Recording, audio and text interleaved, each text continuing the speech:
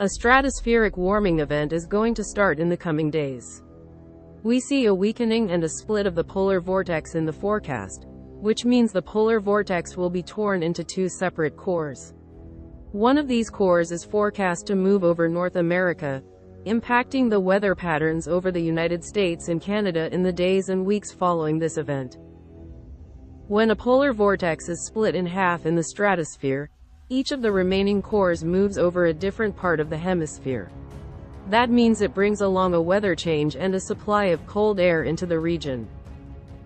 We will focus on the upcoming stratospheric warming event and the polar vortex split, with potential winter weather outcomes to follow in February and beyond. But first, a quick look at what the polar vortex really is. The Northern Polar Vortex. To keep it simple, the polar vortex is just a name that describes the broad winter circulation over the northern and southern hemispheres. The polar vortex extends from the lower levels and high up into the atmosphere. The lowest level of the atmosphere is called the troposphere, where all the weather events are. But above that, we have the stratosphere, a deeper and drier layer, and the home of the ozone layer. For this reason, we separate the entire polar vortex into two parts: an upper, stratospheric, and a lower, tropospheric, part. They both play their role differently, so we monitor them separately. But both parts together form the winter circulation across the northern hemisphere and the resulting weather patterns. Below, you can see a three-dimensional image of the polar vortex. The vertical axis is greatly enhanced for better visual presentation. You can see an example of the actual polar vortex structure across the atmosphere, connecting to the lower levels and the weather patterns below.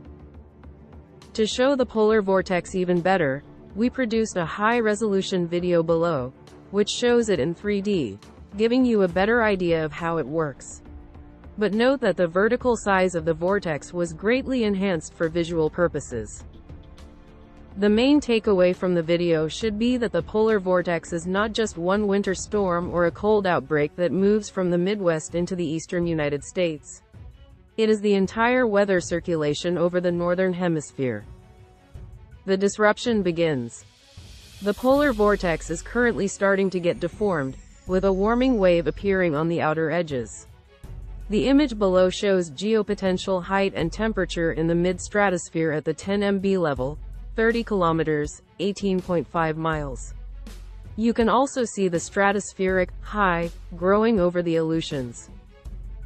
The next image below shows the current temperature and geopotential height in the lower stratosphere at the 50 MB pressure level, 20 kilometers, 12.5 miles.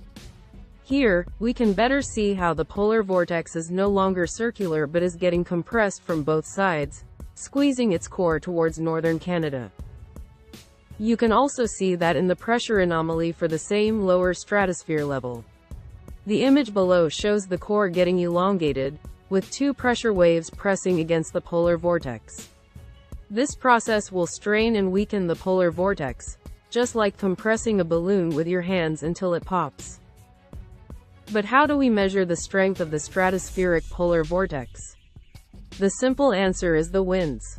The more organized the stratospheric polar vortex is, the stronger the winds around its core, which means it can have a stronger influence on the surface. Below is the latest analysis and forecast of the stratospheric winds around the polar vortex. We are currently still seeing a strong polar vortex, but looking ahead at the forecast, you can see a rapid deceleration, and each line goes lower. This is the result of the polar vortex deformation getting stronger over time. To slow down such a strong and large circulation takes a lot of energy. In the stratosphere, that comes in the form of pressure and temperature waves.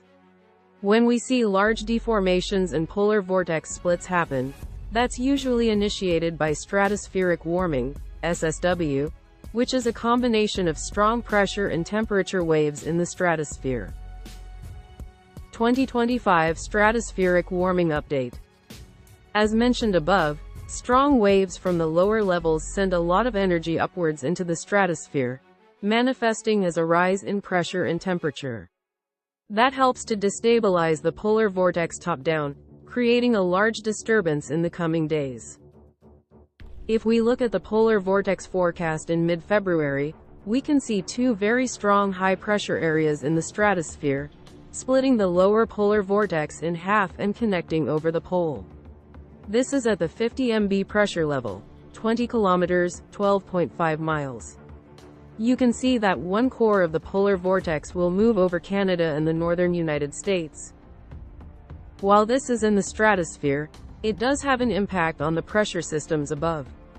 Usually, we see the main low, high pressure systems below, moving near the stratospheric cores in such events. So this would indicate a low pressure weather pattern over the United States and Canada. Below is the mid-stratosphere pressure anomaly forecast for the same period at the 10 MB level, 30 kilometers, 18.5 miles. This image shows a split polar vortex quite far up in the stratosphere, creating the so-called daughter vortices. One of these cores will move over North America and impact weather in the lower levels. Looking at the temperature anomalies for the same mid-stratosphere level, you can see the stratospheric warming wave over the pole. This shows the strong disruption in the stratosphere and a major shift of the cold polar vortex core out of the polar regions and into the mid-latitudes. Such a split of the polar vortex usually means a high-pressure area will build over the polar circle. As the polar vortex is split, the remaining cores and the cold air move towards the mid-latitudes. In this case, we see one core move over Canada and the United States. The mid-month forecast image below shows the pressure anomaly by altitude from the surface to the top of the stratosphere. You can nicely see how the polar vortex is split in half, with one core connecting directly down into Canada and the United States. We now know what the conditions will be in the stratosphere, and we know where it will connect down. So, it is time to look at the weather pattern changes below. Weather in a split polar vortex. A stratospheric warming, SSW, basically means a strong temperature and pressure rise in the stratosphere. That causes a major disturbance in the circulation and, as a result, starts a collapse of the polar vortex. Below is the lower level pressure anomaly following the stratospheric warming, as forecasted by the ECMWF model. You can see the low pressure anomalies over Canada and the northern United States. This is where the split core of the polar vortex sits, making a pressure pattern impact on North America with a northerly flow. The surface temperature forecast for this period shows a strong cold polar air outbreak across the northern, central, and, looking at Europe, we see a spill of colder air forecast for mid-February. It results from the changes in the weather patterns after the polar vortex split.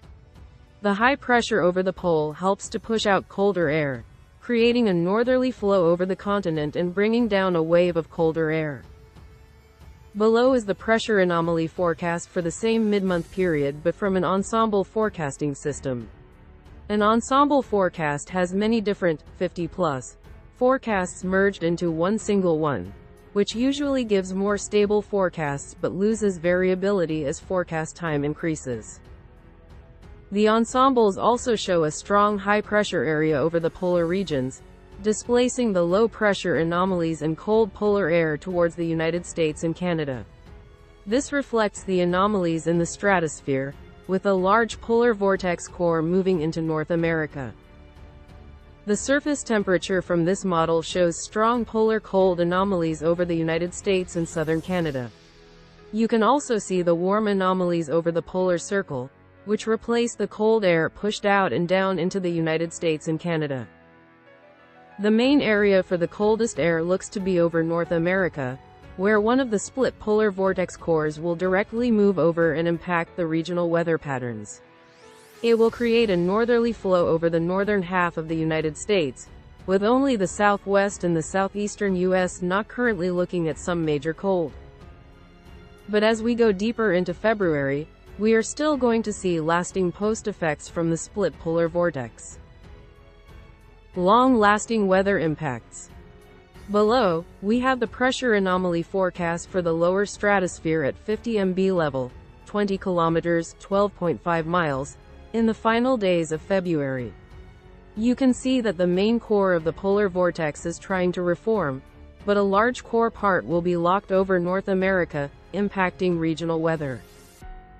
We can see those impacts in the extended range forecast for the last week of February.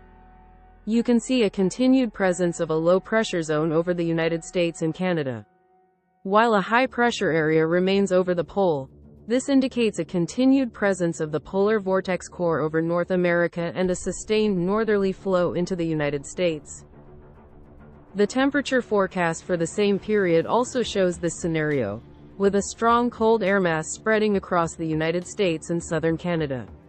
We expected to see this in the days following a strong polar vortex split event, as one polar vortex core usually moves over a continent and brings colder air mass into the region.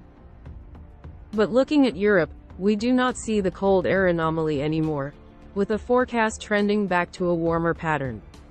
This is because the cold in the United States and Canada is being driven by the actual polar vortex core over North America. At the same time, a strong low-pressure system is absent on this side of the northern hemisphere.